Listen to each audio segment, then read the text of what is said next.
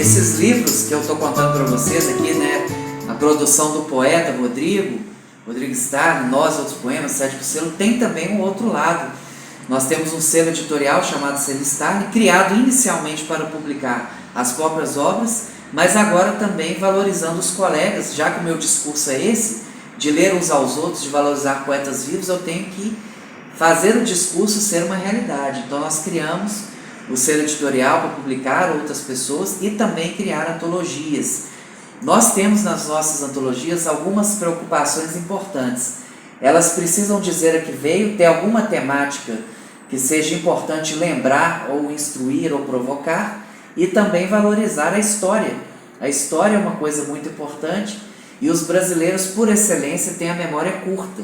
Esse livro aqui, por exemplo, foi a primeira antologia lançada pelo nosso selo, 100 poemas, 100 mil sonhos, no ano de 2018, exatamente 50 anos após a passeata dos 100 mil, que foi a maior passeata cívica, né, organizada por civis, em contraposição à época da ditadura militar. Este rapaz que está na capa é simplesmente Vladimir Palmeira, que era o líder estudantil mais articulado da época, né? E que nós conseguimos no apartamento dele lá no Rio de Janeiro, com o intermédio do amigo Tilden Santiago, que infelizmente faleceu ano passado, fazer uma entrevista em loco com esse líder, que, para surpresa de muitos, dizia-se nem comunista, nem socialista, nem um cara ali da linha católica direitista, era um cara que pensava em transformação. Essa é uma porrada, né, uma brincadeira com quem acha que você está na arte, ou você está ligado à cultura, necessariamente você vai se posicionar para um lado X ou Y, ou numa ideia político-partidária. Então ele disse que era apenas um jovem idealista querendo transformar o mundo e que empreendeu a sua vontade na prática ali, numa realidade concreta ligada aos estudantes.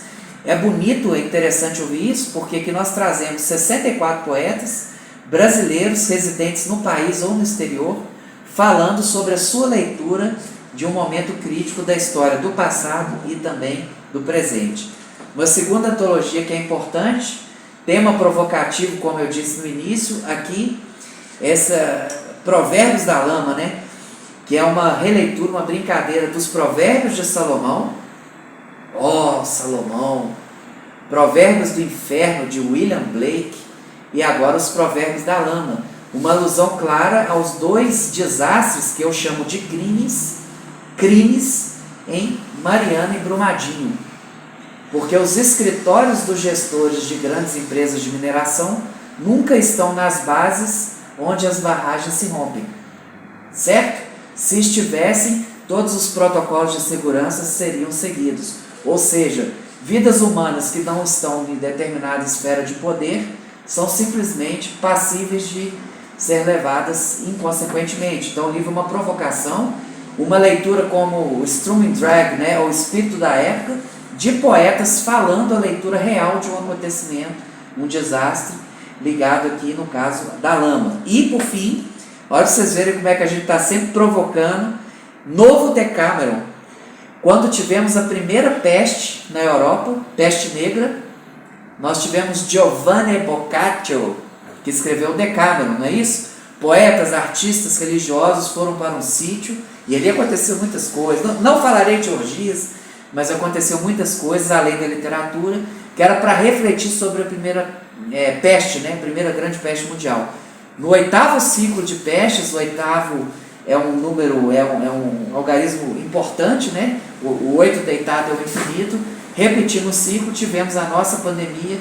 Então, novo Decameron, uma releitura da pandemia feita por poetas brasileiros num país que tanto sofreu por uma desgovernança institucional.